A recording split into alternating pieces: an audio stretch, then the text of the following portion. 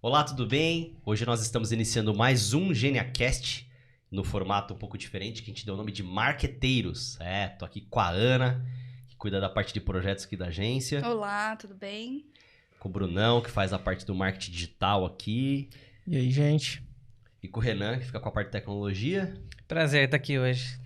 e eu que fico com toda a parte de operações aqui da agência. E a ideia desse podcast é a gente discutir sobre algum segmento, e como a gente, como marqueteiros aqui, pode ajudar esse segmento, dando ideias de vendas, marketing, branding e assim por diante. Bom, hoje o tema que a gente escolheu foi marketing para indústrias. É um tema bem amplo, não é mesmo? Só que a gente pode pensar ideias aí se a gente fosse contratado por uma indústria, como nós somos contratados por algumas, ou então se tivesse como diretor de marketing de uma indústria de marketing, ou de uma indústria, como a gente, faria para criar as estratégias, o que a gente colocaria de boas práticas aí para o mercado. Então, vamos nessa, né? Vamos pegar essa onda. Quer começar, Ana? Vamos. Bom, acho que quando a gente fala de indústria, eu acho que a primeira coisa que a gente pensa é em questão de consciência de marca, né? Eu acho que as indústrias, elas são muito, por ser grandes empresas, elas são muito focadas nos produtos, na produção, entregar o melhor, e acaba essa parte do marketing ficando muito esquecida. Então, até quando nós recebemos muitos clientes de indústrias na agência, quando você vai pegar para fazer o site, é um site de mais de 10 anos, né? A marca também é uma marca muito defasada. Então, acho que quando você pega uma indústria para cuidar do marketing, é realmente olhar para essa parte do branding e posicionamento, né? Dela no mercado, que muitas vezes até não tem. É muito esquecido, né? Legal. Eu até tenho uma pergunta que eu faço pros clientes, assim, eu falo, o que vem na sua cabeça quando você escuta o nome 3M, Bosch? São indústrias, né? Sim. E não deixaram de investir em marca. Obviamente que é uma construção de muito longo prazo, produtos inovadores e tal, mas não deixaram de investir em marca, né? Marca não é só fazer um logo bonito, né? Marca é tudo aquilo que fica pro cliente, uma marca, né? Um resíduo. Mas essas marcas, elas se preocupam muito com isso, né? Então, muito legal você inicialmente trazer esse ponto de preocupação com marca, porque, de fato, é algo que as indústrias não pensam muito. A cabeça, se a empresa é uma empresa que tem dono, a cabeça é sempre de um industrial. Então, Sim. uma pessoa que, na verdade, está pensando muito mais no produto, na assistência técnica, Na gestão, né? na gestão, no lançamento de novos produtos, em como pode resolver uma dor do mercado e esquece que aquilo ali é uma marca por trás, né? E a gente tem que pensar que marketing para a indústria tem alguns modelos, né? Porque você tem o clássico B2B, onde a empresa vende para a empresa, e você tem o marketing onde a empresa ela chega até o consumidor final. Então ela tem uma marca exposta, ela é uma indústria, mas ela tem uma marca exposta. Então são marketings completamente distintos, né? Porque algumas empresas que precisam falar com o cliente final, ela tem ali, às vezes, um representante, uma distribuidora, né? Às vezes o representante vende para a distribuidora, às vezes a venda é direta, né? Então, assim, o marketing é muito amplo, ele vai desde do branding, que nem você falou, né, Ana? Mas ao mesmo Sim. tempo, às vezes, como é que eu trato o meu relacionamento com a equipe de vendas? Como é que eu trato o relacionamento com a equipe de vendedores que não é da própria empresa, que no caso são os representantes comerciais, que atendem outras indústrias, né? Tem outras pastas. Ou, então, quando a gente está falando diretamente com o consumidor final, né? Empresas que a gente fala com o consumidor final, tem uma das coisas que eu gosto muito de trabalhar, que é uma estratégia chamada estratégia de pressão inversa. Que é quando eu vou lá no consumidor final e a gente faz muito a educação desse consumidor final para ele pedir o produto, aí ele vai pedir o produto no ponto de venda, aí o ponto de venda vai pedir para a distribuidora vai falar com o representante comercial aumenta vendas na indústria. Né? Você modifica o formato de eu tentar ficar só tentando empurrar aqui meus produtos para o representante comercial vender para a indústria e assim por diante, né? Que muitas vezes a gente faz o sell-in, que é a venda da indústria para a distribuidora, mas não faz o sell-out, que é a venda lá na ponta do ponto de venda para o consumidor, né? Então, eu acho que isso é interessante. Tem que ter muitas essas estratégias pensadas, mas assim, o que é muito legal para quem atende cliente final é pensar realmente na pressão inversa. Pensar como é que eu faço o meu cliente lá na ponta puxar o meu produto, né? Óbvio, tem produtos que são produtos de bens de consumo ali, uma coisa mas que às vezes não tem uma inovação, não tem um diferencial competitivo, que às vezes é muito mais promoção no ponto de venda, divulgação no ponto de venda, mas tem produtos que têm diferencial competitivo, né? Que dá para você ensinar o cliente a usar melhor o produto, dá para poder fazer esse cliente ter um conhecimento maior, né? Daquilo, e aí ele usar mais, né? Então, a gente se ramifica muito quando a gente fala de marketing de indústria, mas tem que pensar nisso, né? Tipo, qual que é a minha categoria? Né? Mas eu posso até voltar nesse ponto sobre categoria, mas assim, o que eu vendo, o que eu atrelo melhor qual que é a minha jornada ideal e eu tenho só que promover a minha marca, ou eu tenho que fazer todo esse processo de pensar na cadeia inteira, em cada etapa, tal, isso, aquilo, ou se a promoção do meu produto vai ser compre um, leve dois, ou se vai ser degustação, ou se vai ser a utilização do produto, né? Tem muita coisa assim, né? Sim, ou conteúdo também, né? A gente tem até um exemplo dentro de casa que utilizamos bastante tempo, né? Com essa parte de conteúdo e trazendo o cliente lá da ponta, pedindo dentro da loja e a loja pedindo para os representantes, né? Então, essa parte de conteúdo, quando a gente leva aí principalmente para longo prazo, né? A gente tem que entender bastante isso, que não é algo imediato que vai acontecer, mas é muito interessante aí para a gente conseguir novos clientes para a indústria a partir desse ponto. E esse conteúdo não necessariamente só para essa empresa que vende para consumidor final, né? Pode ser a empresa que vende no B2B. Porque no final das contas, o B2B, que é business to business, né? Ou seja, empresa vendendo para empresa, no final é um humano comprando de humano. Né? Não deixa de ser. Né? Sim. Então, às vezes lá, beleza, eu tenho um produto aqui, eu só vendo para outras empresas, mas, será que o cara que compra lá na ponta sabe usar o meu produto? Sabe a hora que eu tenho que... Sabe a hora de fazer uma cotação antes de parar? Porque assim, a gente tem algumas empresas que vendem itens para linhas de produção de outras indústrias. Então pensa assim, às vezes o cliente dele lá só pede o item dele quando a indústria dele está parada. Né?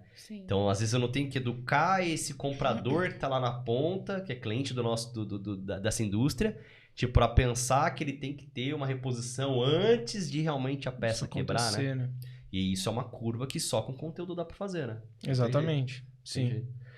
E também eu penso assim, que essa parte do conteúdo, uma das estratégias que eu mais gosto é apostar em YouTube, cara. Né? Sim, hoje que a gente faz, até o exemplo que eu dei, né, que a gente tem aqui dentro, é realmente uma das maiores estratégias aí que a gente utilizou, né? Foi o YouTube, na época ainda a gente utilizava bastante Facebook, né? E algumas das indústrias que a gente atende aqui também tem blog, né? Mas como uma estratégia, digamos assim, mais secundária. Então, essa parte do conteúdo realmente se faz necessário principalmente para indústrias. Obviamente que, dependendo da fase que nós vamos começar, do planejamento que nós fizemos na parte de marketing, a gente vai ver se vai começar primeiramente nessa parte de conteúdo ou se a gente tem que arrumar a casa inteira antes. Porque não adianta a gente simplesmente fazer a parte do conteúdo, mas não ter uma boa identidade para passar aquela parte mais profissional realmente da empresa. Às vezes é uma baita de uma indústria, uma baita de uma empresa, só que ela não consegue demonstrar isso nos materiais que ela cria. E assim, eu falei de YouTube porque eu acho que o YouTube, a gente esquece que ele é o segundo maior buscador, né? Então, você vai lá, busca no Google sobre determinado assunto e o YouTube você tem ali uma busca e essa busca, ela gera uma perpetuidade do conteúdo. Então, às vezes a gente pega e fala assim, tipo, eu quero pegar e quero fazer um conteúdo aqui, mas às vezes ele é meio efêmero, ele dura pouco tempo. Já se você ensina, por exemplo, usar o meu produto, cara, quanto tempo aquilo vai ficar disponível para o cliente?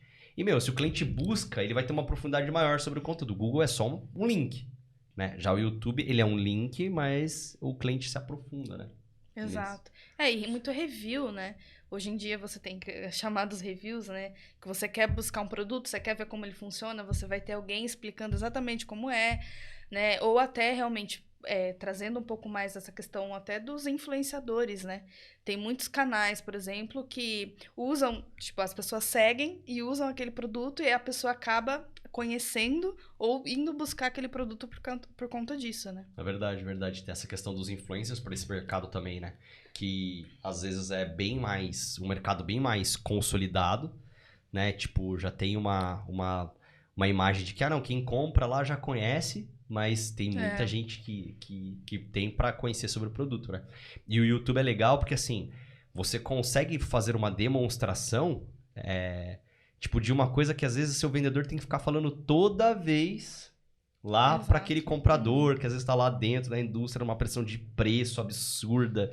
O cara, tem lá ele tem uma meta de compra a ser batida, e o que importa para ele é só se o preço é menor, né? Sim. E aí, com o conteúdo vezes... que você faz, você vai lá e fala pro cara, não, peraí, você já olhou por isso, por esse ângulo? Você já pensou que, beleza, você já fez uma análise que se você trocar menos esse item, você no médio e longo prazo, você vai ter um custo menor operacional? Você pode ajudar a outra pessoa no B2B com marketing e principalmente através de vídeos, eu vejo, para conseguir fazer com que o teu vendedor eduque o cara que está comprando, né?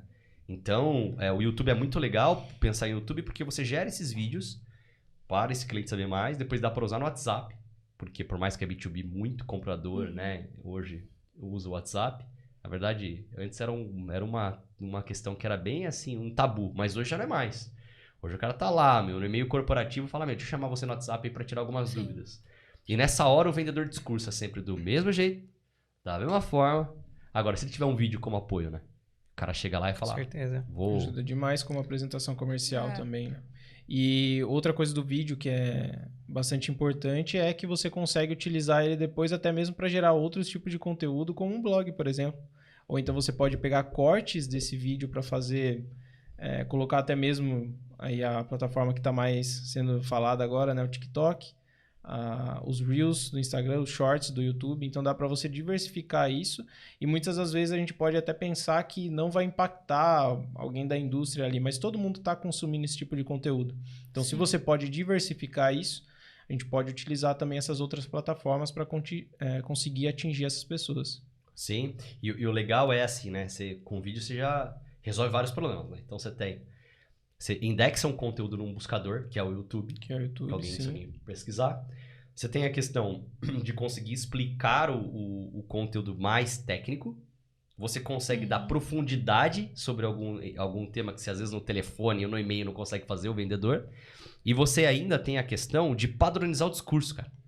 Então, imagine assim, o vendedor acordou de manhã, daí ele tá lá, brigou com a mulher, o time dele perdeu, né? Ele tá meio cabisbaixo, tá meio desmotivado, ele não tá falando com tanto entusiasmo sobre um item que ele tem que falar todos os dias sobre o produto, e ele acha que todo mundo já sabe porque ele fala todos os dias, né? Então, é um processo complicado pro vendedor.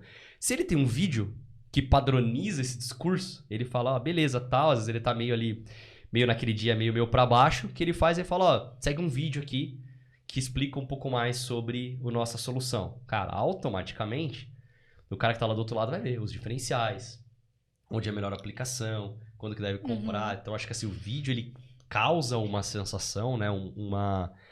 Uma questão que ele resolve vários problems com uma estratégia só. E simplifica a comunicação, né, com a outra parte. Porque você consegue mostrar todo o funcionamento, né, muitas vezes um produto extremamente complexo de se explicar, quando você vê um vídeo ali de um minuto e pouco, você já consegue entender perfeitamente como que ele funciona. Tem uma outra questão que o vídeo gera também no B2B, que é a autoridade. Principalmente para as marcas que a Ana falou, não se preocupa muito com marca. Aí você é um B2B que você nem tem tanto reconhecimento. Aí você começa a fazer vídeo, aí o mercado, o comprador começa a te ver como autoridade. Sim. Você parametriza a tua imagem de marca com uma imagem de uma marca já consolidada. Isso acontece com alguns clientes nossos. A gente tem aqui a premissa, né? Toda indústria que chega, a gente fala, a gente vai ter que ser o melhor marketing do segmento. E geralmente a gente consegue.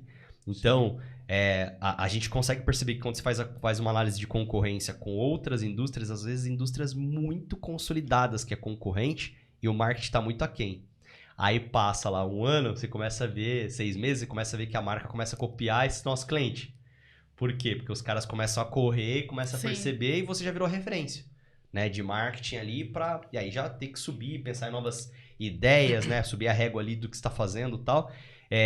Mas assim, tipo, também essa questão do vídeo, como ele é audiovisual, né, você pode colocar técnicos falando, você pode colocar, às vezes é um vídeo que nem vai dar tanta visualização, mas ele dá retenção, né, um vídeo às vezes ele pode dar uma percepção de que aquela empresa conhece muito do que está vendendo, né. Muito legal. Sim, às vezes a gente pensa que ninguém vai assistir o vídeo, né? Quando a gente coloca, por exemplo, falando um pouco mais a parte de anúncios, quando a gente vai impulsionar isso, você vê que a retenção do pessoal, você consegue ver ali quantas pessoas assistiram pelo menos 50%, 75% Sim. e até o final do vídeo, e você vê que o pessoal realmente assiste até o final. Então, essas pessoas que estão chegando, você consegue já ali fazer uma segmentação através delas, para daí você se comunicar com o próximo ponto, que daí realmente seria conversar com o departamento comercial e aí sim prosseguir ali para uma parte de venda propriamente dita. Legal. Então, acho que assim, primeiro com o ponto que a gente falou foi pensar um pouco na marca. Né? Pensar, não esquecer. Essa indústria esquece do brand. Não, começa a pensar na identidade visual, como que é a sua linguagem verbal, como é que você explica os seus atributos, né? Como é a linguagem visual, né? Sim. Tipo, tá passando credibilidade, tá passando inovação, tipo, óbvio, né? De acordo com o que foi definido no brand, né? Que tipo de imagem eu quero passar pro mercado. Isso tem que se comunicar com todos os materiais que a empresa tenha. Seja desde um folder que ela vai fazer ali, Sim. um panfleto, até vídeo na parte de comunicação visual digital. E acho que as indústrias, ela tem muito esse poder de ter esse marketing 360, né? Que às vezes outras empresas não conseguem, né? Até por poder de tamanho de empresa, aquisitivo. Então, você investir em materiais, em outros recursos. Então, a gente tem o digital, a gente tem um folder, um outdoor, né? Então, eu acho que realmente um catálogo de produtos, né? Que você pode... Brindes. Então, eu acho que você pode trabalhar todos esses recursos, né? Quando você fala de indústria também. E quando você padroniza o brand, você consegue trabalhar isso melhor, né? Você Sim. passa essa imagem para todo mundo, fala, essa empresa que é séria, ela é credível, ela é inovadora, assim por diante, né? E aí, o outro ponto que a gente falou sobre vídeo, eu acho que o legal do vídeo, além de usar em todos esses pontos, é legal também que você tem como usar ele em muita estratégia. Então, você pode colocar ele no site, você pode usar o vídeo para um redator escrever o blog, porque, como é que você vai falar para um redator escrever um artigo de fim de funil, dando uma dica como é feito o seu produto lá, o que a indústria faz. Uhum. Como é que um técnico, redator vai falar? Muito técnico. Exato. Quem vai ver normalmente isso é o técnico da outra empresa, então é muito difícil conseguir explicar isso. Agora, se o seu técnico faz um vídeo que para ele é uma forma melhor ali de explicar, o redator da agência consegue usar aquele vídeo para transcrever aquilo como texto e usar no blog para indexar e assim por diante. O vídeo pode ser encaminhado pelo WhatsApp, o vídeo pode ser usado no YouTube, pode ser usado dentro do Instagram, pode ser usado no LinkedIn, ou seja, eu vejo que vídeo como ferramenta é a principal que a gente deveria... a indústria deveria apostar, né? Acho que é o principal ponto. Sim. Aí a gente tem a questão de site, né, cara? Eu acho que site é um indispensável para a indústria se é um bom site. Um bom site, Rafa, para mim é a carta na manga aí da indústria, tá? Porque se você olhar mais próximo para o site de uma indústria, ele tem muitas competências, né? Então ele serve para quê? Serve para a pessoa conhecer a história da empresa, serve para você consultar os produtos que aquela empresa tem, serve, por exemplo, para técnicos que utilizam o seu produto, fazer uma consulta técnica lá no catálogo, referência, requisito, mais informações. Serve para o seu cliente final, por exemplo, o B2C, ele consegue achar os representantes, né? Então, você percebe que o site de uma indústria ela já não é mais um site, é uma plataforma completa. Indústrias que tratam o site como site apenas, fica aqueles sites lá que duram 10 anos, ninguém acessa, ninguém usa, ninguém entra em contato, né? Então, se você começar a pensar que ele é um ecossistema, que ele tem ali capacidade para reunir todo o seu conteúdo em vídeo, tem capacidade para reunir toda a base de representantes. Então, você facilitar isso, facilitar o encontro dos seus clientes com seus representantes, trazer isso de uma forma que a experiência seja muito boa, seja fácil, né? Então, imagine a quantidade de indústria que perde venda por dificultar o acesso ao catálogo, ou porque sempre ela disponibiliza apenas um PDF para download, e lá tem 1 milhão de produtos e variações. Toda vez eu tenho que baixar aquilo, eu tenho que procurar, e o seu concorrente tem um site que você digita o código e ele traz para você as referências. Então, quando você começa a pensar em facilitar a vida de quem utiliza o seu produto, o site ele cabe certinho em todos os pontos. Ele cabe na parte de marketing, ele traz essa questão da coerência com o branding. ele traz essa questão de conteúdo, que você tem a possibilidade de trazer isso como blog, como notícias, como eventos, e você traz também a questão da disponibilização dos seus produtos. Isso você sendo B2C ou sendo B2B, você consegue trazer isso de várias formas, como vitrine, consegue trazer como um e-commerce embutido ali no site. Então, você sempre facilita todos os caminhos, tá? Que nem a questão de vídeo, você pode ter uma central de ajuda para a utilização do produto. Coisas que centralizem, que facilitem. Porque a gente não pode esquecer, mesmo sendo B2B, a pessoa que está comprando de você, a pessoa que utiliza seu produto, ela é uma pessoa, é um ser humano, e ela precisa de informações, ela precisa disso de um jeito fácil, precisa de um acesso rápido, né, àquela informação, e a gente tem que pensar que o site ele é a ferramenta perfeita para disponibilizar isso.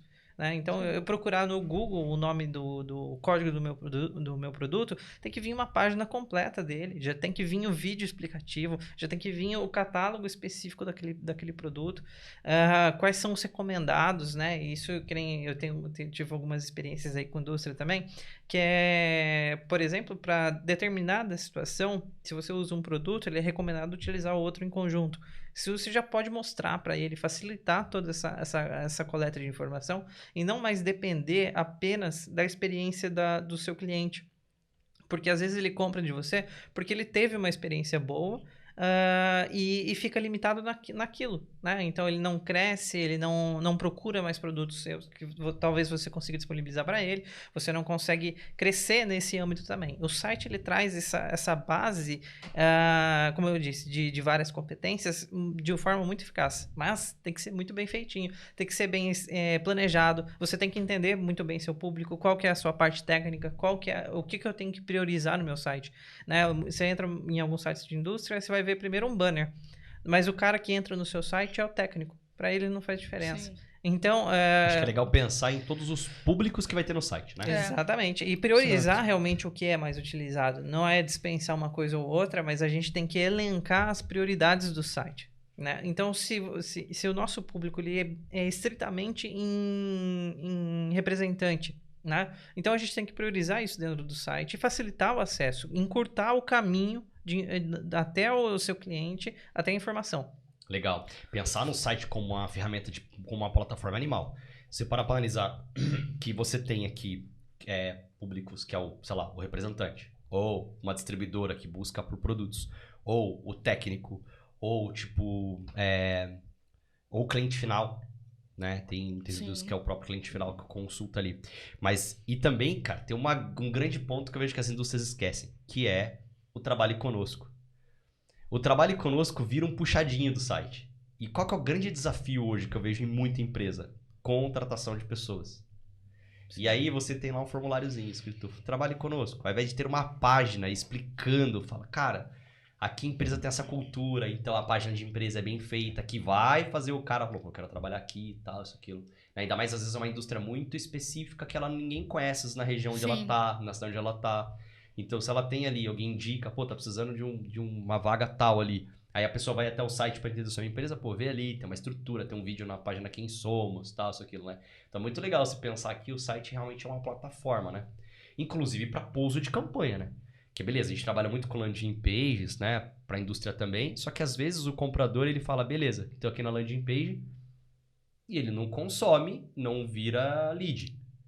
Aí ele pega, sai, às vezes a gente ativa ele no remarketing. Ou ele fala, deixa eu saber um pouco mais sobre essa empresa. Ou ele busca no Google. Ou ele busca no Google, né? O nome da empresa. Acontece muito. E aí, tipo, ele vai parar numa página, daí ele vai parar nessa questão toda, né? De entender, a empresa é muito sólida, a empresa é muito séria, né? Quantas indústrias que a gente já atendeu lá, que a gente fez o melhor site do segmento e fez com que a empresa puxasse a empresa muito para essa percepção de que foi dada de branding, do cuidado de quem é o principal público, tal, isso, aquilo. E aí, muitas vezes, a pessoa fala assim, mas o site ninguém mais entra. Mas quem entrar vai ser uma pessoa muito qualificada. Sim. Então, automaticamente, essa pessoa vai ver coisas ali que... Acho que a mudança de objetivo do site para a indústria, ela aconteceu nesses últimos anos. Antes, a gente fala, o site é o seu cartão de visita, né? Para a indústria, o site ele também é ferramenta. Então, ele é ferramenta de venda, ele é ferramenta, por exemplo, até de coisas mais internas, como compliance, como central de denúncia, como o seu FAQ, como a sua central de contato de atendimento, né? Então, você consegue centralizar todos os canais, você consegue centralizar todos os objetivos, todos os públicos num lugar, numa ferramenta só. FAQ é sensacional, hein? Pouca Sim. indústria usa FAQ e às vezes o cara tem as perguntas que ali são sempre frequentes e meio que poderia ser respondido no site e as perguntas frequentes respondidas podem ajudar no SEO. Né? Você tem ali um Sim. FAQ bem respondido, imagine uma pergunta de cauda longa, que todo mundo no segmento faz e que você pode responder ali no FAQ no site que pode virar ali uma indexação no Google. O FAQ é bem estruturado. Quando a gente fala FAQ, não é só uma listinha de pergunta e resposta, mas ela pode estar estruturada de várias formas, com tópicos, com pesquisa. Às vezes você relaciona sempre a pesquisa do usuário ao FAQ relacionado. Você consegue facilitar o que nesse caso? A indexação. Você diminui uma carga aí da sua central de atendimento. Então, perguntas que são enviadas por e-mail, que você tem que ter alguém, um responsável lá, que fica sempre respondendo a mesma coisa, já diminui. Se a gente trazer, por exemplo, a inteligência artificial para rastrear esse tipo de frequência de pergunta e gerar um conteúdo de FAQ mais estreito, mais assertivo, é muito legal também. Então, a gente consegue utilizar a inteligência artificial tanto para gerar essas respostas de uma forma mais humana e de forma mais assertiva, de acordo com o seu histórico de perguntas, com o seu histórico de dúvidas, histórico de problemas, por exemplo, né? Verdade. Então, a gente consegue criar essa página da melhor forma, com o melhor conteúdo e sempre com o objetivo, estreitar o caminho entre o seu cliente ou usuário até a informação que ele precisa. Porque a gente precisa entender que o site da indústria, o cara, ele entra lá com um objetivo. Ou ele está procurando uma informação, ou ele precisa de algum produto. Então, ele sempre tem algum objetivo. E a gente tem que sempre trabalhar para tentar encurtar esse caminho, que é onde que vai estar a experiência dele. Se ele conseguir encontrar uma informação rápida, ele vai sair de lá satisfeito. Então, talvez o diferencial que você tem entre você e o seu concorrente não seja só a qualidade do seu produto, mas também seja a velocidade que você consegue disponibilizar essa informação, a qualidade que você disponibiliza a informação para utilizar aquele produto, o manual que você tem online e tem no produto, e tudo isso faz diferença. E na indústria, principalmente, o site ele tem um peso. Ele tem um peso. Coisas que para outras empresas, talvez... Não necessariamente, Não né? necessariamente. Para a indústria, isso faz muita diferença. Uma coisa também que é interessante quando a gente pensa nesse arcabouço de uma plataforma mesmo, é pensar no blog, né? Porque o blog, de certa forma, eu vejo que o blog, a melhor forma de ser usado com um blog dentro de uma indústria é ele respondendo perguntas. Então, assim, quando a gente fala de FAQ, às vezes ele é meio curto, mas pode ter um artigo sobre uma pergunta que é muito usado, inclusive dá para ser usado como SEO. Que daí você faz aquela pergunta que muita gente faz, ou pouca gente faz, mas quando faz é um lead qualificado, ser uma possível indexação que aconteça no Google. E ao mesmo tempo também quem lê aquele artigo, ele vai ser uma pessoa que vai comprar melhor a sua ideia, a sua jornada, aquilo que a sua empresa vende. Então, eu acho que o blog também é desses itens que podem ser colocados nesse arcabouço aí para poder aumentar a profundidade, igual a gente falou de vídeo, né? E aí pode até atrelar. Eu vou lá, faço uma boa estratégia para produzir vídeo. Então, pego um dia da minha equipe técnica e faço vários vídeos, faço 10 vídeos, por exemplo. Aí esses vídeos eles podem ir para o blog, reescrito ali o conteúdo, né, pela redação, e aí você tem o conteúdo escrito, você já tem o conteúdo ali audiovisual e já dá para também ampliar esse tentáculo aí que virou o site. Né? O conjunto FAQ e blog, eles trabalham muito bem juntos porque nem toda dúvida você consegue colocar como título de um blog, como de um conteúdo. Né? Então você consegue sempre trabalhar em conjunto. A FAQ ela traz essa coisa mais técnica e talvez um pouco mais específica que um conteúdo de blog pode ser mais genérico, mas você consegue linkar um no outro. Exato. Né? Intralink Building, né? Isso. Você deixa ali links internos que se correspondem e que faz aumentar o tempo de acesso do site e também faz aumentar a troca de páginas dentro do site. Ou seja, o Google te reconhece como uma empresa que gera um conteúdo que é legal, que é bacana, porque se tem pessoas trocando páginas dentro do site, é ótimo, né? Sim. E até engraçado que, assim, todo mundo fala muito sobre LinkedIn, né? Pra marketing para indústrias, assim.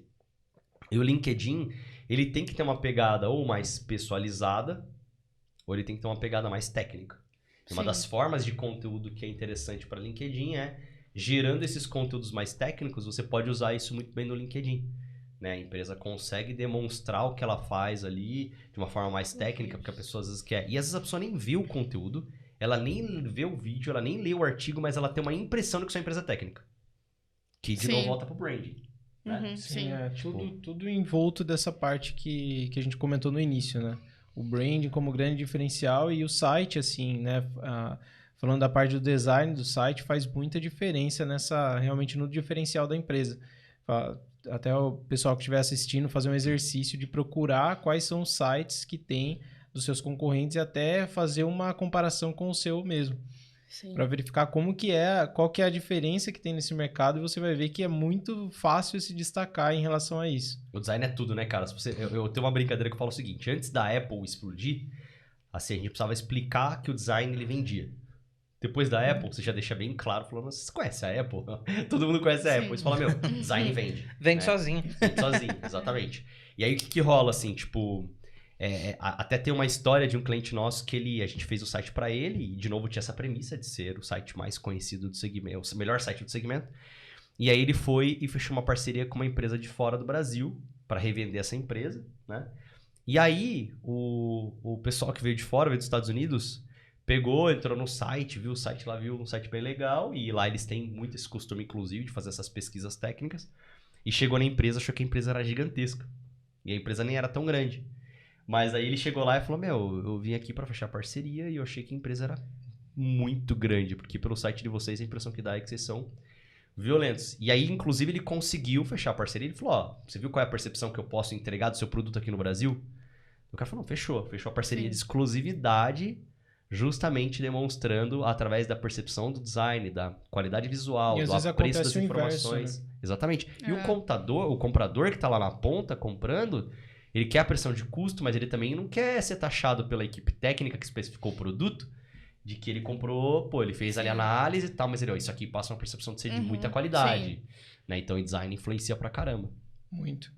E até o inverso pode acontecer, né? Você falou que o rapaz viu o site, achou que era uma empresa grande, e no final das contas era uma empresa um pouco menor. O contrário também pode acontecer. Se uma empresa ela é muito grande, tem um site, ou então... Que não demonstre isso, né? Que não demonstra isso, ou então qualquer outra parte do digital, né, que não demonstre isso, vai causar essa impressão inversa também na outra pessoa que pode vir a ter uma parceria ali com aquela empresa.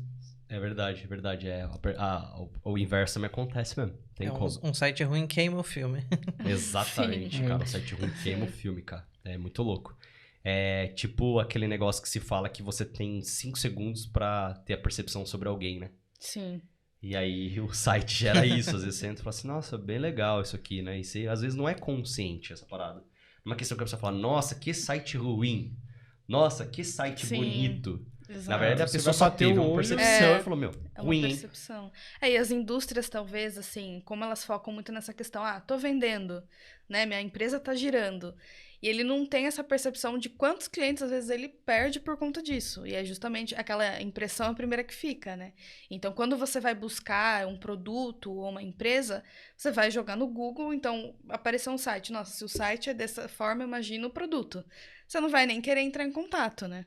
Então, acho que por isso que é muito importante essa questão de realmente você demonstrar, ter essa percepção digital do que realmente você é e até alavancar, né? Tipo, fazer você ser uma empresa maior do que você realmente é, né? Exato. Sim. Tem que ter um ponto que é a época que a gente está vivendo, ela tá levantando muito essa questão do design. Então, tudo tá ficando mais bonito, tudo tá sendo muito pensado. Então, as pessoas que utilizam sites, que entram em redes sociais, a todo momento elas estão sendo bombardeadas por design, que nem arquitetura, coisas que envolvem a beleza estética. O mundo tá mais gourmet, né? O mundo tá mais gourmet. E a empresa, a indústria, ela simplesmente deixa o site dela lá de 10 anos atrás, que é tudo quadradinho ainda, e traz... O site pode ser ótimo, pode ser rápido, às vezes até traz essa questão da velocidade em relação a encurtar o caminho do cliente à informação, só que ele é feio, né? E não, talvez não seja feio, seja feio para os parâmetros de hoje, né? Então tá desatualizado, tá atrasado. Isso pra tudo, né? Essa questão do design é pra site, mas é pro folder, Sim. é pro cartão de visita, É pro é pra assinatura catálogo. de e-mail, é pro catálogo, é pra tudo, né? Tudo que a empresa se propõe, às vezes a indústria ela deixa um pouco de lado esse apreço pela qualidade visual e ela esquece que isso reverbera na percepção do cliente, né? Então, como o mundo tá mais gourmet, né? No final das contas é B2B, mas é humano comprando de humano. Então, tipo, é uma pessoa que está acostumado com esses pontos de contato, visualmente falando, mais bonitos, então ele aumentou o senso crítico. Né? Então, como ele aumentou o senso crítico, a régua Sim. subiu automaticamente. Quando ele tiver um contato com você, ele vai falar, pô, é legal. E, de novo, ele às vezes não fala, é legal, mas ele tem a sensação de que é legal. E o seu concorrente não. O seu concorrente às vezes tá lá, parado no tempo, tá, isso, aquilo, e acaba não tendo... você sai na frente porque você faz bem e o concorrente tá fazendo ruim, né? Sim. É isso que é legal. Eu também gosto dessa questão do site, que é uma questão de que você também tem um vendedor 24/7, né? Tipo, que não pega férias, Tá que sempre lá. discursa de forma padronizada, tá sempre lá. Então, se alguém procurar sobre a indústria do outro lado do mundo, no domingo, 10 horas da noite, seu site vai estar vendendo a tua empresa. Então, como é que ele vende a tua empresa? Né? Tipo, se o seu site, tipo, ele estiver vendendo mal, né? Na segunda-feira, 3 horas da tarde, onde o cliente está precisando resolver o problema, se o site vendeu mal, né? Então, o discurso está padronizado, tá tudo elegante, tudo certo ali, tá com as informações legais, bacana. Então, automaticamente, isso gera uma experiência para o cliente que é muito boa, né? Sim, total. E aí, quando você fala também um pouco dentro da empresa, para dentro da empresa, a gente tem muita questão do endomarketing, né? As indústrias acabam investindo um pouco nisso, né? Mas acho que é um ponto muito importante, né? Que às vezes as indústrias também não pensam. É o marketing dentro da sua empresa, né? Que faz com que seus próprios colaboradores, tipo, divulguem realmente, vistam a camisa da empresa, né? Então, desde o cara da produção, que você vai, sei lá, vai lembrar dele numa data específica, especial, quanto a sua equipe de vendas, né? Então, com treinamento, com cursos, a questão muito dos gamifications, né? Das campanhas, né, que faz, tipo, ó, se você vender tanto, você vai estar concorrendo a ganhar uma viagem. Eu acho que isso é muito bacana mesmo, porque quando você fala de marketing, né, falando, vamos fazer um marketing, vamos ter um bom site, mas e dentro da sua empresa, né? Como estão os seus colaboradores, né? Porque isso faz muita diferença também, né? Nossa, você me fez lembrar de uma história que tem um cliente nosso que ele faz cabos de transmissão para carro, ou seja, embreagem e tal. E aí, o marketing falou, eu gostaria que você fizesse uma palestra sobre marketing para os nossos funcionários na semana de CIPA, né, de segurança do trabalho. Eu falei, o que eu vou falar sobre marketing para a equipe da empresa, tipo, para a produção? Eu falei, eu não tenho uma mínima... O que eu vou falar? Eu vou falar sobre custo de aquisição de cliente? Eu vou falar fontes de tráfego? Como reter o cliente? Eu falei, e agora? E aí eu comecei a colocar minha cabeça para funcionar e pensei o seguinte, falei, esses caras... eles são os responsáveis pelo marketing, tanto quanto a equipe de marketing. Porque se eles não fizeram um bom produto, o que acontece?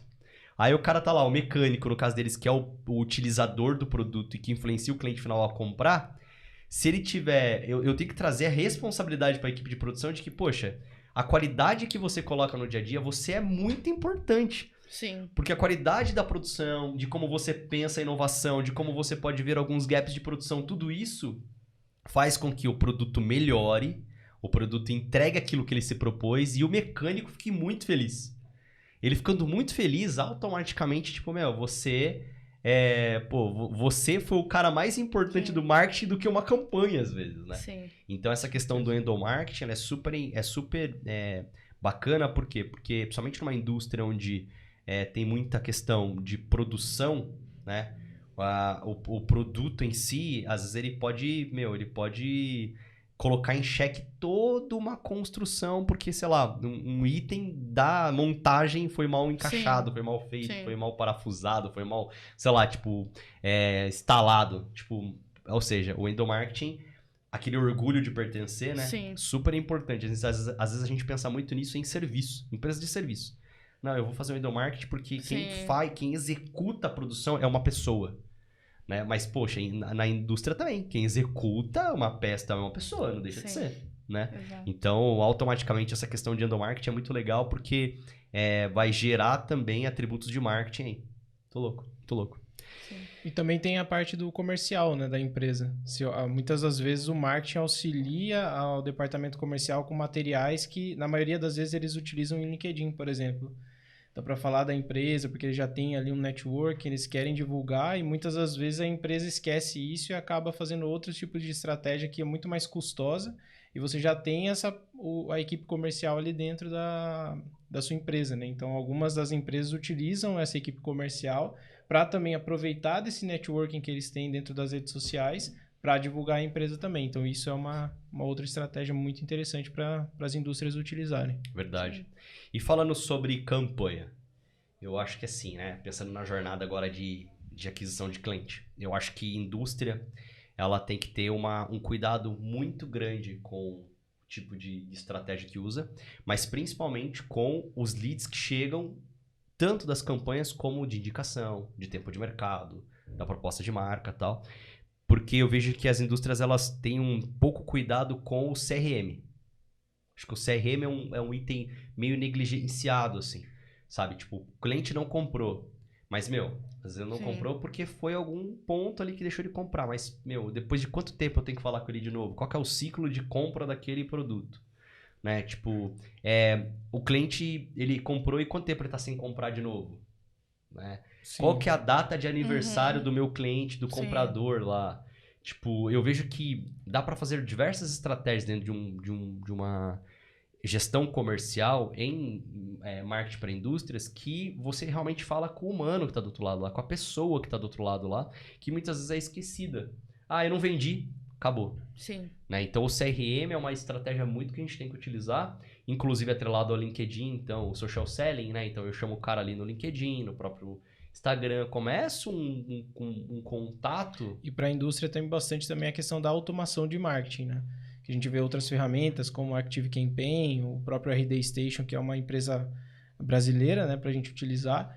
E acaba que nós vamos conseguir falar com essa pessoa de diversas formas. Então, por exemplo, no caso que você falou sobre o CRM, que a pessoa não comprou por algum motivo que a gente não sabe ainda. Mas essa pessoa ainda continua com alguns pontos de contato com a empresa, tem como nós utilizarmos essas automações para, por exemplo, ver quando ele acessou o site novamente e automaticamente disparar um e-mail para ele falando alguma questão, ou até mesmo avisar esse vendedor que essa pessoa acessou o site para ele fazer uma ligação. Então, tudo isso tem como nós utilizarmos também como tecnologia e aí, mais uma vez, a importância do site entrando nesse ponto. Essa questão da automação de marketing, eu acho que o maior desafio dela é tentar entender quais são as dores desse cara. Né? E não só do comprador, mas, por exemplo, de quem é o decisor técnico. Né? Então, beleza, quais são as dores de um cara que tá lá, tipo, que ele faz a especificação técnica sobre o produto que eu vendo. O que esse cara passa tal. E aí você, pensando nisso, o que eu poderia fornecer de conteúdo numa automação que eu fale pro cara e o cara fala, verdade, essa empresa sabe o que eu passo, sabe? Tipo, então, ali naquela questão da mentalidade do cara de um monte de informação que ele é bombardeado durante o dia todo, essa marca que enviou alguma coisa para ele, algum conteúdo automatizado, já chegou ali para ele alguma coisa que conversa com ele, então essa marca sai na frente nessa confusão, às vezes mental, que ele tá de quem ele escolhe, qual produto ele vai colocar, né? Então, a automação, ela pode ser trabalhada como lembrete, beleza, mas ela tem que ser pensada em, primeiro, quais segmentos eu atendo? Beleza, nesses segmentos, quais dores tem? Quais benefícios eu tenho? Tipo, como é que eu posso interligar isso para gerar um conteúdo que às vezes é uma automação curta, não precisa ser uma automação pro resto da vida, o cara ficar recebendo e-mail toda semana sua. Sim. Né? Tipo, às vezes pode ser ali 1, 2 semanas no máximo, porque o período de tempo que ele vai se lembrar ali de você vai ser curtíssimo. Então a ideia é que você fale com ele o mais rápido possível. Por isso até mesmo que entra essa automação e o pessoal confunde muitas vezes a automação com o e-mail marketing. O e-mail marketing você vai fazer um disparo para uma base específica, se você tiver muito bem segmentado também é interessante. mas a automação ela consegue fazer essa personalização enorme, né? Quando a pessoa acessa uma categoria do seu site, você consegue saber através da automação e disparar exatamente como o Rafa comentou. Disparar exatamente específico para aquela pessoa que aquilo vai resolver realmente a vida dela. E muitas das vezes você consegue elencar isso com o departamento comercial para ele fazer uma ligação ou qualquer outro tipo de ação com essa pessoa. É bem legal, cara. Você gerar essa inteligência de dados. Eu acho que o CRM, ele precisa ser melhor tratado por conta disso. Pô, você sabe qual que é o time do comprador? Uhum. Você sabe quando é que ele faz aniversário? Você sabe por que ele não comprou? Né? Porque às vezes é só preço. Aí tem aquela famosa pergunta: se eu chegar no preço, você compraria? Aí o cara fala assim: não compraria por conta disso, ou eu compraria. Beleza, sabe que daí realmente é preço. E ponto. Sim. Mas se o cara continuar, não sei, veja bem, não é preço. Não é preço o ponto de ele não comprou, é outro item. E aí a equipe de vendas conseguindo trazer esses dados e incluindo isso dentro de um CRM, onde ele saiba quais são as principais objeções e quais são as principais quebras de objeções, o que funcionou e o que não funcionou. Sim. Ó, para objeção, o cara, eu percebi que o problema dele é a nossa forma de pagamento. Então, beleza. Tem como flexibilizar? Não tem como flexibilizar. Então, beleza. Então, não tem como flexibilizar, então, ok. Não tem como quebrar. Não. Ele não teve a real noção de como o nosso produto resolve a vida dele ali. Então, automaticamente, pô, ele já sabe que aquela quebra de objeção pode ser um vídeo, pode ser uma automação, Sim. pode ser uma conexão. E também no CRM, a gente traz uma coisa que a gente tenta falar tanto em venda para negócios que não são B2B, que é, cria conexão, faz uma boa abordagem técnica, se apresenta para o cliente, entende, de fato quais são as dores dele. No B2B também. Né? Com o CRM você vai catalogando esse monte de informação e colocando dentro do CRM para entender. No final das contas, é uma pessoa do outro lado. Como é que aí a gente pode criar materiais, automação, vídeos, artigos, uma série de coisas que, vai fazer com que esse cara veja, inclusive antes de voltar a ser um lead, e já esteja mais preparado para compra, sabe? Então, o CRM ele é muito negligenciado e eu acho que é uma das ferramentas mais importantes para uma indústria, porque você não vai fechar mês que vem. Você vai ter anos aí de trabalho. Então... É uma ferramenta de inteligência muito grande, né? Você fica com ela ali, ela te dá todos os dados, não necessariamente você precisando entrar cliente a cliente para verificar. Ela já te fornece tudo o que está acontecendo. Um CRM bem estruturado por muitos anos, você consegue ter entender a sazonalidade de compra, você consegue também não só moldar a sua equipe comercial, mas moldar o seu próprio produto, com base em informações de CRM, com relatório, então com base nas objeções, com base no problema. Se você começa a mesclar o seu CRM não só para a área comercial, mas para todos, por exemplo, a área de atendimento e suporte, você consegue também identificar quais são os problemas crônicos do seu produto, você consegue evoluir em muitos quesitos, e não só, aí o departamento de qualidade faz a festa, né? Sim. Com os relatórios e tendo essa base organizada, não estando só numa planilha Excel, não estando só no e-mail, não estando só, vamos supor, num sistema que não consegue ligar esses pontos. Porque às vezes sistema de armazenamento as indústrias já têm, né? Já tem um sisteminha lá, já tem que eu cadastro a ordem de serviço, crio algum ticket, ou que o comercial recebe o lead, mas eles não conseguem criar a inteligência para entender esses dados. Porque dependendo do jeito que a gente olha para os dados, né, a ótica que a gente utiliza, a gente consegue ter uma direção ou outra, né? Então, se a gente começa a olhar com base no número de leads recebidos que não compraram, mas daí a gente consegue entender a sazonalidade comparado ao ano passado, por exemplo. Então desse ano está mais baixo, esse ano está maior, e assim a gente consegue ir tomando várias direções. Para você, inclusive, fazer definição de valor, né? Como que eu consigo agregar valor a esse produto, sendo que o meu concorrente está vendendo muito mais barato e os meus clientes não estão comprando porque a objeção principal é valor. Então você consegue ter esse tipo de definição muito mais fácil. Um sistema que seja bem estruturado. Então, aí entra, acho que a parte do marketing entra na questão da estruturação desse CRM, porque ele precisa ter uma visão que consiga exportar os objetivos de marketing. Não adianta ter só um CRM para organização, ele tem que cumprir esses outros objetivos também. Você tem um CRM que traz benefício para o funcionário, né? Então, ele no dia a dia é uma ferramenta que te ajuda a organizar, a planejar e a persistir esses dados dentro de um local que você vai ter a longo prazo. E um CRM, ele também traz a questão da organização, segurança, né? Então, você começa a entrar em outros pontos, até jurídicos da sua empresa, que às vezes precisam estar organizados num lugar que precisa ter, por exemplo, controle de acesso restrito, controle de informação, LGPD. Então, não é porque está dentro ali da sua empresa que você não precisa pensar nessa parte também. E dá para fazer um cross com offline, né? Por exemplo, imagine você identifica que há 3 meses o cliente não compra e o ciclo de compra da tua empresa é de 2 meses. Sim. Poxa, você pode mandar uma carta pro cara, fazer uma mala Sim. direta. Olá, Bruno, tudo bem? Eu percebi que você faz um tempo que não compra da gente. Aconteceu alguma coisa? E não precisa necessariamente ser só uma mensagem, pode ser às vezes um material impresso Sim. mesmo. Tipo, nós estamos aqui com uma linha nova, sabe? Aí eu posso fazer uma análise, por exemplo, todo mundo que compra esse produto poderia comprar essa linha nova. Então, ao invés de eu simplesmente mandar só e-mail marketing, eu posso mandar uma mala direta mesmo. Para todo mundo da base, mas eu tenho que ter os e-mails, tem que ter o nome da pessoa e o endereço eu pego. Beleza, então, tipo, vou lá, crio uma base e envio para todo mundo, faço uma mala direta. Se você tem esses dados guardados em algum lugar e com a inteligência, você pode fazer, aí é só botar a cabeça para funcionar. Dá para fazer muita coisa, dá para fazer brindes específicos, né? Tem uma história clássica, né, que era de uma mala direta, que é que a empresa enviava um pé de sapato para um prospect e falava assim, ó, esse é um brinde pra você, eu só tô te enviando um pé de sapato, um brinde que eu quero te dar, o segundo tá comigo, se você me receber por uma visita, eu levo aí, daí você fica com os 2 pés, fica com o par pra poder você ganhar o brinde completo, né? Então, tipo assim, dá pra pensar em muitas estratégias, às vezes até uma estratégia que quebra um pouco esse padrão do B2B, que é tudo certinho, da indústria, que você tem ali uma cordialidade, né? Até, tipo assim, às vezes você recebe alguns e-mails na indústria, entrando até em linguagem, que você não precisa ter uma linguagem tão formal, né? Sim. Prezado senhor. Quem que fala prezado no dia a dia?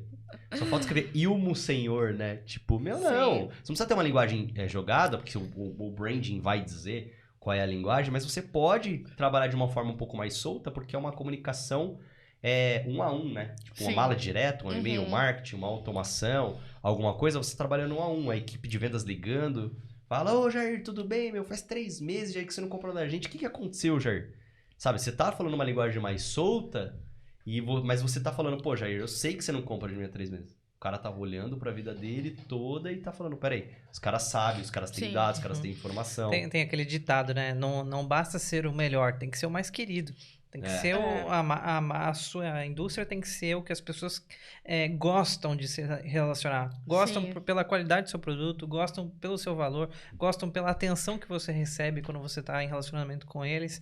Isso tudo faz diferença. Legal. Sim. Uma das coisas também que eu acho super interessante é pensar nas apresentações comerciais voltadas para uma linha de produto, para uma dor ou para um segmento. Não adianta fazer uma apresentação comercial institucional.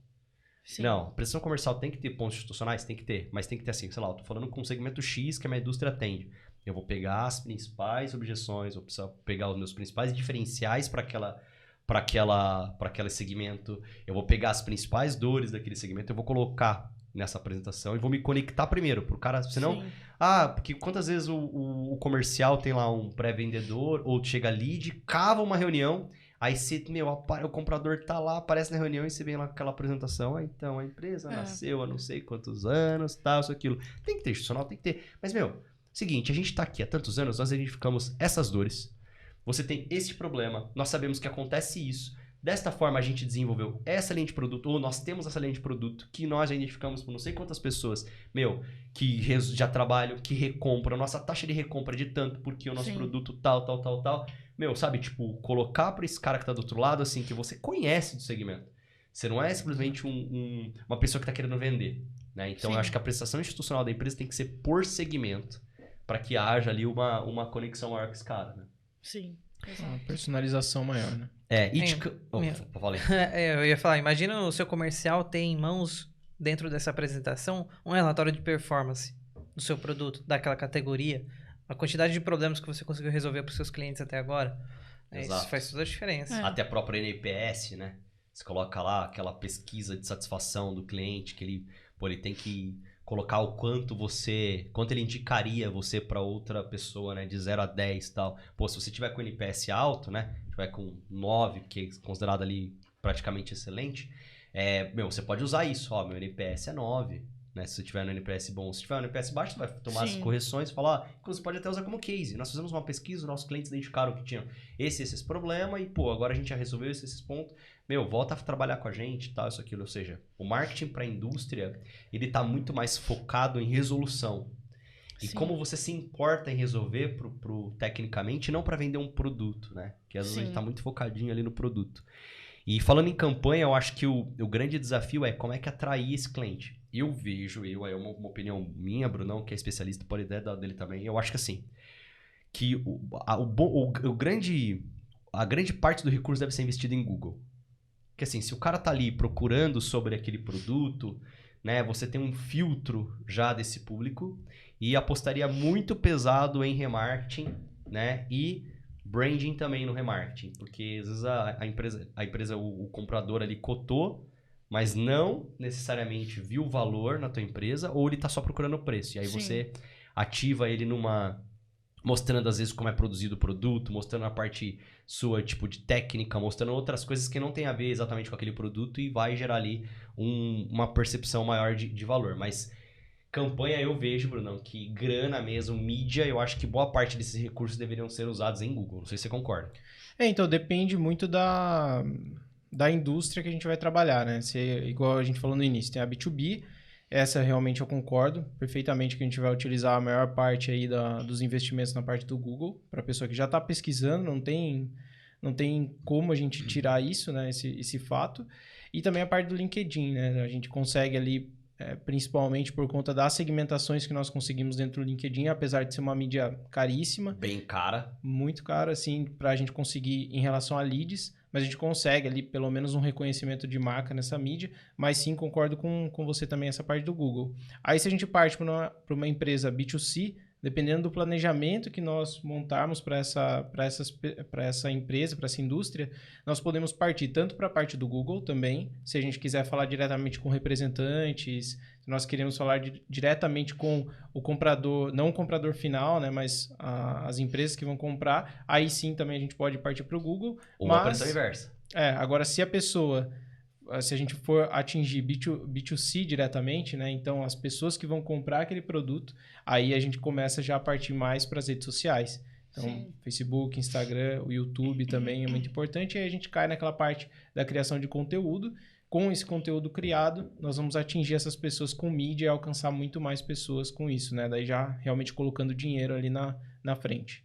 Eu acho que quando a indústria vende para o B2C, realmente não tem, né? Vendo para o consumidor final, realmente... Entre outros fatores, mas aí eu pensaria na cadeia mesmo. Criaria um planejamento, sabe? Pensando, tipo, beleza.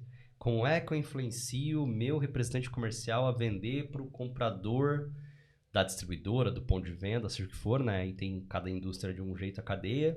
Como que esse ponto de venda pode apresentar melhor meu produto e como que eu vou fazer o cliente final pedir sobre esse produto, né?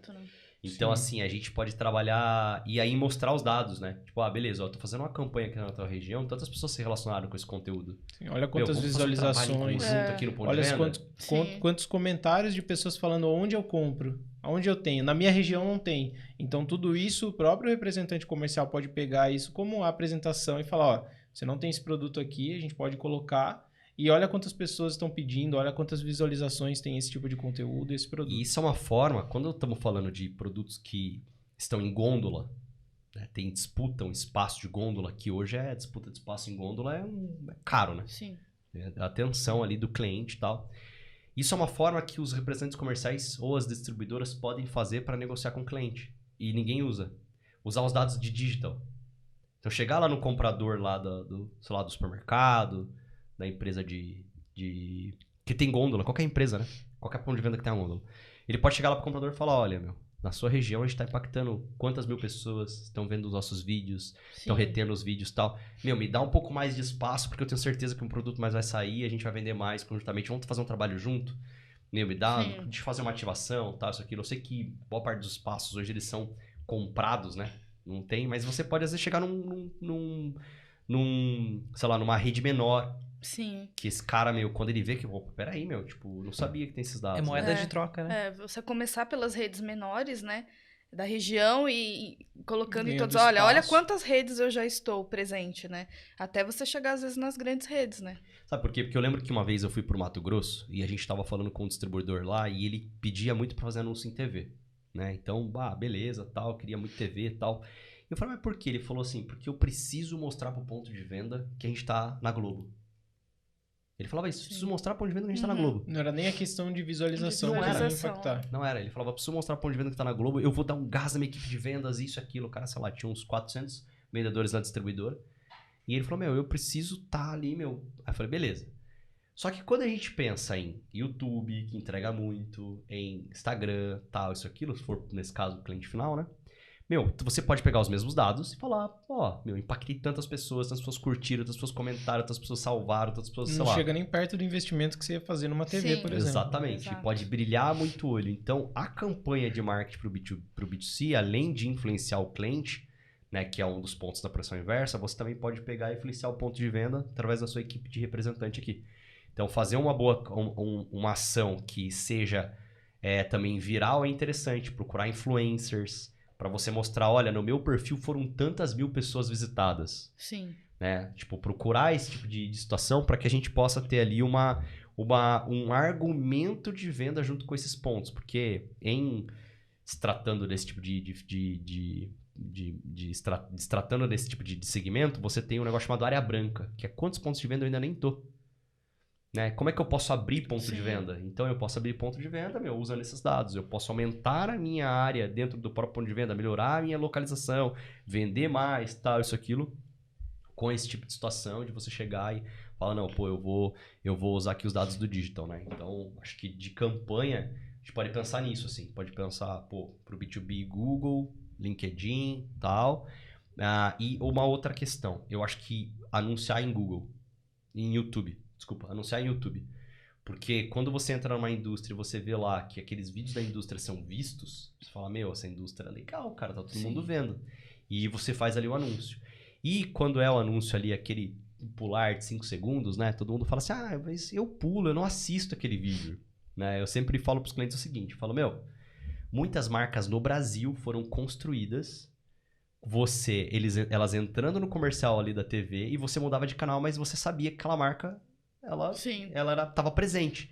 Então eu não vejo o problema do cliente pular. O importante é que você esteja no anúncio, toda hora você apareça, Sim. toda hora você apareça, toda hora você apareça. Automaticamente o cara fala, os caras estão anunciando muito no YouTube, nem sabe que é uma mídia barata.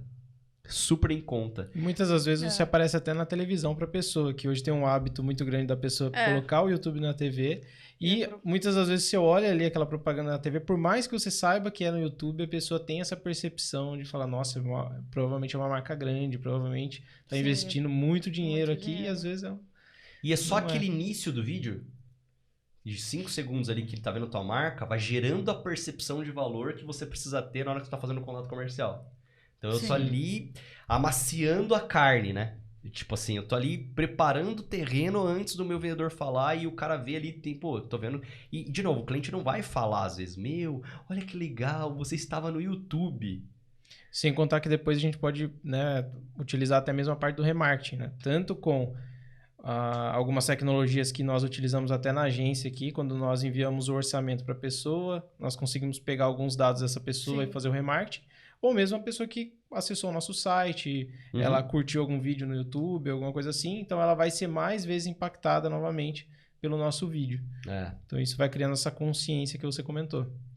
E por fim, eu acho que a gente poderia trabalhar com histórias, cases.